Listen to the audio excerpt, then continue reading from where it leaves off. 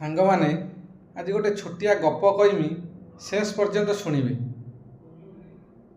ଗୋଟେ ଗଛରେ ଶୁଆ ସାରି ଦୁଇ ଜଣ ରହୁଥିଲେ ଆଉ ପରସ୍ପର ବି ବହୁତ ଭଲ ପାଉଥିଲେ। ଦିନେ ସାରି କହିଲା ଶୁଆକୁ, ମୋତେ କେବେ ଛାଡ଼ିକି ତମେ ପଳେଇବନି ତ?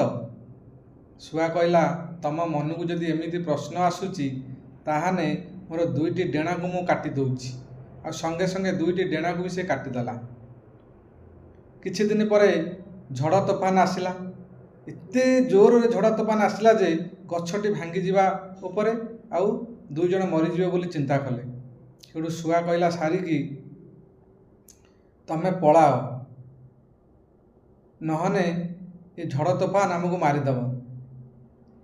ସେଠୁ ସାରି ଉଡ଼ିକି ପଳେଇଲା। ବର୍ଷା ପବନ କମିଗଲା। ସାରି ଆସିକି ଦେଖିଲା ଶୁଆଟି ମରିକି ପଡ଼ିଛି। କିନ୍ତୁ ସେଇ ପତ୍ରରେ ସେ ଲେଖିଦେଇଛି ଯେ, ଖାସ୍ ଥରୁଟିଏ ଯଦି ତମେ କହିଥାନ୍ତ ମୁଁ ତୁମକୁ ଛାଡ଼ିକି ଯିବି ନାହିଁ, ତାହେଲେ ଝଡ଼ ତୋଫାନ ମୋତେ ମାରିଦେଇ ପାରିନଥାନ୍ତା। ଏଇ ହେଉଛି ଆଜିକା ପ୍ରେମ। ଗପଟି ଯଦି ଭଲ ଲାଗିଥିବ ସେୟାର କରିବେ, କମେଣ୍ଟ କରିବେ, ଫଲୋ କରିବେ।